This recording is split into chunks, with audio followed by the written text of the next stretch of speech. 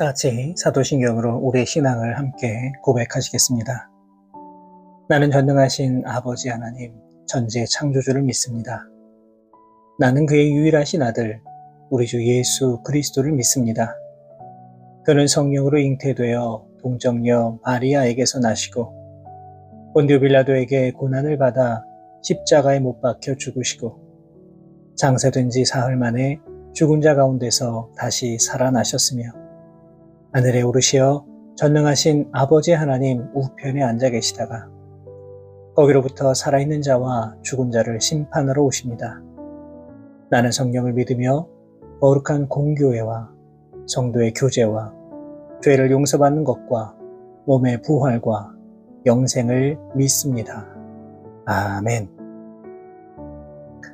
다 같이 찬송가 542장 우주 예수 의지함이 함께 찬송하시겠습니다.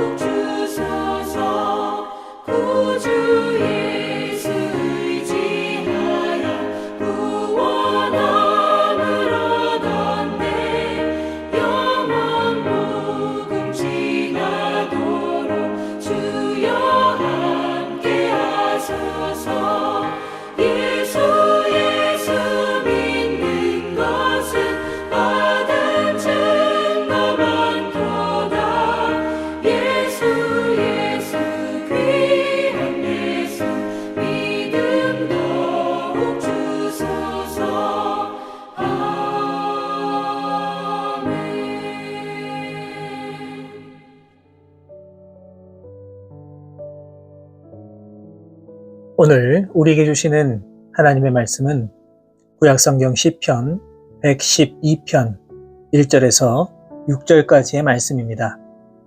시편 112편 1절부터 6절까지의 말씀을 제가 받들어 봉독하겠습니다. 할렐루야. 여호와를 경외하며 그의 계명을 크게 즐거워하는 자는 복이 있도다. 그의 후손이 땅에서 강성함이여 정직한 자들의 후손에게 복이 있으리로다. 부와 재물이 그의 집에 있음이여 그의 공의가 영구히 서 있으리로다. 정직한 자들에게는 흑암 중에 빛이 일어나나니 그는 자비롭고 긍휼이 많으며 의로운 이로다. 은혜를 베풀며 꾸어주는 자는 잘 되나니 그 일을 정의로 행하리로다. 그는 영원히 흔들리지 아니하며 의인은 영원히 기억되리로다. 아멘. 오늘 우리가 읽은 이 시편 112편의 말씀은 저자와 연대를 할 수 없는 지혜 시입니다. 할렐루야로 시작하고 있는 이 시편의 말씀은 하나님을 경외하는 자들이 받는 복과 은혜에 대하여서 교훈하고 있습니다. 무엇보다 하나님을 경외하는 자들이 하나님 말씀에 절대적으로 순종하고 따를 때에 진정으로 가치 있는 삶을 살 수 있음을 강조하고 있습니다. 사람은 누구나 복 받기를 원합니다. 그러나 우리가 복을 원한다고 해서 누구나 다 복을 받을 수 있는 것이 아닙니다. 또한 그 복이 어디서부터 오는지 그것을 알고 있는 사람도 많지 않습니다. 그렇다면 어떤 사람이 복을 받아 누릴 수 있습니까? 오늘 본문 1절의 말씀을 보시면 여호와를 경외하며 그의 계명을 크게 즐거워하는 자는 복이 있다라고 말하고 있습니다. 복이라고 하는 것 어디에서부터 오는 것입니까? 그것은 바로 하나님으로부터 오는 것입니다. 만물을 지으시고 다스리는 하나님만이 우리에게 복을 주실 수 있습니다. 그렇기 때문에 하나님으로부터 받는 복만이 진정한 복이라고 말할 수 있습니다. 무엇보다 하나님께서는 여호와의 계명을 크게 즐거워하는 자에게 복을 주신다 말하고 있습니다.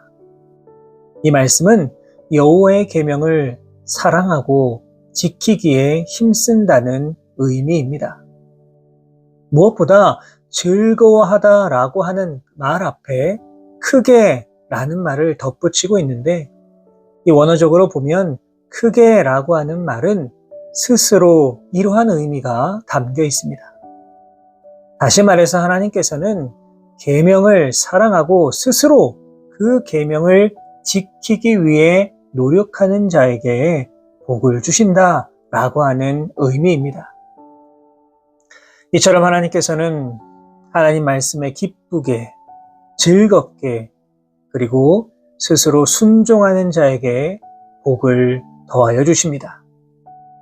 이는 성경 전체를 통하여서 하나님께서 우리에게 보여주시는 모습이라고 할 수가 있습니다.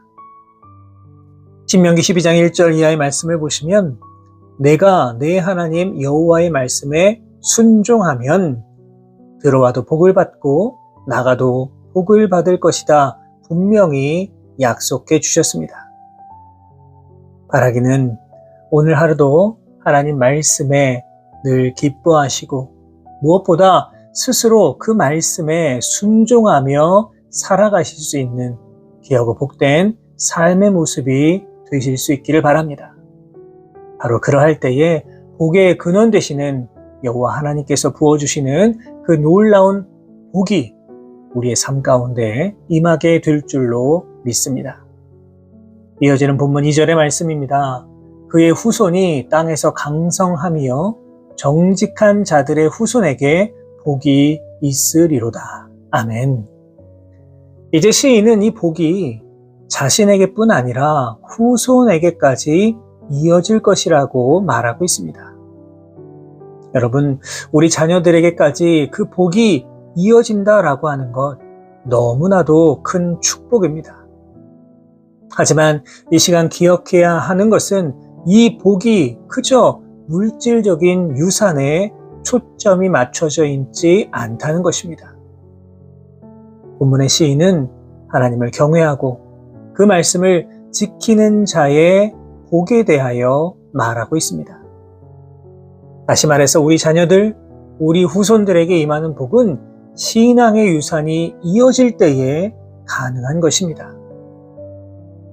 다윗은 자신의 아들 솔로몬에게 엄청난 유산을 물려주었지만 솔로몬이 하나님 말씀대로 살지 않았을 때에 훗날 나라가 갈라지고 왕권이 약화되는 어려움을 겪어야 했습니다. 이처럼 하나님의 뜻에서 떠난 인생은 아무리 많은 유산을 받았다고 하더라도 인생의 내리막길을 걸어갈 수밖에 없습니다. 사랑하는 여러분, 부모가 자녀에게 물려줄 수 있는 최고의 유산은 결코 물질만이 아닙니다.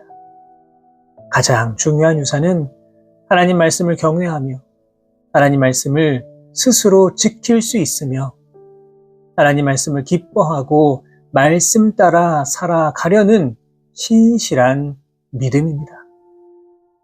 지금 우리가 가진 것이 없고 물려줄 수 있는 물질적 유산이 없다고 하더라도 우리가 가지고 있는 참된 믿음, 신앙의 영향력, 하나님을 경외하는 삶, 말씀 따라 살아가려는 그 신실한 모습을 유산으로 물려줄 수 있다면 우리의 후손은 천금을 받은 것보다 더 값진 신앙의 유산을 물려받을 수 있을 것입니다. 나라기는 하나님을 사랑하고 그 계명을 온전히 지키는 이 아름다운 신앙의 유산을 우리 자녀들에게 그리고 후손들에게 물려주실 수 있는 믿음의 신앙인들이 꼭 되시기를 바랍니다. 그리하여서 우리 후손들도 우리 자녀들도 이 믿음의 굳건한 반석 위에서 천대까지 그 복을 받아 누리는 놀라운 역사가 우리 모든 성도님 가정 가운데 가득하시기를 주님의 이름으로 축복합니다. 이어지는 4절의 말씀입니다. 정직한 자들에게는 흑암 중에 빛이 일어나나니 그는 자비롭고 긍휼이 많으며 의로운 이로다. 하나님을 경외하는 자에게는 흑암 중에도 빛이 일어납니다. 흑암이 무엇입니까? 환난을 의미하는 것입니다. 아무런 소망의 빛도 찾을 수 없는 심각한 위기 상황입니다. 그렇다면 빛은 무엇입니까? 소망과 구원, 도움을 상징하는 말입니다. 다시 말해서 시인은 정직한 자는 환난과 심각한 위기 상황 가운데 처한다고 할지라도 구원을 얻는 복을 누릴 수 있다 말하고 있는 것입니다. 하나님을 경외하며 정직한 성품을 가지고 살아가려고 노력하는 하나님의 백성에게도 필연적으로 이 세상의 어둠, 이 세상의 환난과 고난, 어려움이 찾아옵니다. 사실 우리가 하나님을 경외하며 하나님 말씀을 스스로 잘 지키며 살아가기에는 이 세상은 너무나 큰 장애물이요 또 가장 큰 고난이고 고통입니다. 잘 아시는 것처럼 이 세상에 얼마나 많은 불의와 불법과 악으로 가득 차 있습니까? 빠져들지 않으려 해도 우리를 유혹하는 죄악의 손길들이 얼마나 많이 있는지 모릅니다. 그러나 오늘 본문을 통해 시인이 지금 우리들에게 말하고 있는 것이 무엇입니까? 하나님의 뜻대로, 하나님의 법대로 살아가려고 할 때에 감수해야만 하는 수많은 고난과 고통이 있지만 그것에 연연하지 아니하고 믿음을 지키며 살아갈 때에 우리는 결코 그 안에서 패하지 않고 빛의 능력으로 말미암아 구원함을 얻고 존귀함을 얻을 수 있음을 말하고 있는 것입니다. 우리는 이 세상 가운데 오늘도 살아가고 있습니다. 그리고 이 땅 가운데 하나님의 자녀임을 기억하면서 하나님의 백성답게 살아가기 위해 노력해야만 합니다. 물론 이것은 너무나 힘들고 어려운 일입니다. 우리를 유혹하고 우리를 넘어뜨리기 위해 우는 사자와 같이 우리를 노리고 있는 이 악한 영과 맞서 싸우는 것이 너무나도 괴롭고 고통스러운 일이기도 합니다. 그러나 우리는 우리의 믿음을 지키기 위해 노력할 때에 우리를 따라오는 고난과 핍박을 결코 두려워만 해서는 안 됩니다. 그곳이 어둠일지라도 고통뿐일지라도 인내함으로 결단함으로 나아갈 때에 흑암 중에 빛이 일어남 같이 하나님께서 그 모든 것 가운데 우리를 건지실 것이고 반드시 일으켜 세워주실 것입니다. 또한 본문 6절을 보시면 하나님을 경외하며 그 계명을 지키는 자가 받는 복 중에 하나로 영원히 흔들리지 아니하고 영원히 기억될 것이다 말하고 있습니다. 사람은 누구나 자신의 이름을 소중히 여깁니다. 그리고 그 이름이 오래 기억되는 것 좋아합니다. 그래서 자신의 이름을 더럽히는 것 참지를 못합니다. 이처럼 사람에게 있어서 명예욕은 어떤 욕구보다 강하다 말할 수 있습니다. 때로는 구차하게 삶을 구걸하기보다는 명예로운 죽음을 택하고자 하는 그런 사람들의 이야기도 듣게 됩니다. 그러나 아무리 이름을 남기기 위해 노력한다라고 하더라도 그것이 완전할 수는 없습니다. 어느 순간 그 이름조차 기억되지 않는 것이 우리들의 삶입니다. 그런데 오늘 본문을 보시면 영원히 사라지지 아니하고 기념되는 이름이 있습니다. 그것이 바로 의인의 이름입니다. 물론 세상적으로는 그 이름이 사라질 수도 있습니다. 그러나 하나님은 그 의인의 이름은 기억해 주시겠다라고 약속해 주십니다. 여러분, 이것이 바로 우리가 누릴 수 있는 가장 큰 명예요 축복임을 기억하시기를 바랍니다. 나를 창조해 주시고 이 세상 우주 만물을 창조하신 여호와 하나님께서 나를 기억해 주신다는 것은 우리가 받을 수 있는 가장 큰 축복이요 명예입니다.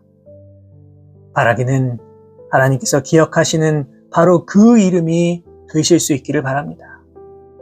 하나님 말씀에 늘 순종하시고 그 계명을 잘 지켜 행하심으로 말미암아 명예로운 인생이 되실 수 있기를 주님의 이름으로 축복합니다. 사랑하는 여러분, 이처럼 여호와를 경외하는 자, 하나님 말씀에 순종하는 자가 받는 복이 너무나도 많이 있습니다. 지금 당장의 상황만을 바라보면서 나에게 복이 없다고, 나에게는 복을 주시지 않았다고 한탄하며 살아가는 것이 아니라 오늘 하루 이 땅을 살아가실 때에 더욱 말씀 의지하시고 더욱 주님을 경외하시면서 주님께로부터 받을 수 있는 이 놀라운 복과 넘치는 은혜를 받아 누리며 살아가실 수 있는 우리 모든 성도 여러분의 귀하고 복된 삶의 모습이 되실 수 있기를 주님의 이름으로 축원합니다. 기도하겠습니다. 살아계신 하나님 아버지, 오늘도 우리를 사랑하셔서 귀하고 복된 하루 허락하여 주심에 감사를 드립니다. 사랑의 하나님, 험하고 어렵고 힘든 일이 우리 삶 가운데 다가온다라고 하여도 우리의 모든 생사화복이 오직 주님 손에 달려있음을 기억하게 하시고 오직 주님 말씀 기억하여서 주님 말씀을 스스로 지키기 위해 더욱 노력하면서 주님 말씀에 온전히 순종하는 인생들 되게 하여 주옵소서. 무엇보다 우리의 믿음과 신앙을 잘 지켜서 우리 자녀들에게, 우리 후손들에게 온전히 전해지게 하시고 그 믿음의 유산이 대대로 이어질 수 있는 귀한 역사가 일어날 수 있도록 크신 은혜와 복으로 함께하여 주옵소서. 이 모든 말씀 우리 주님 예수 그리스도의 이름으로 기도하옵나이다. 아멘.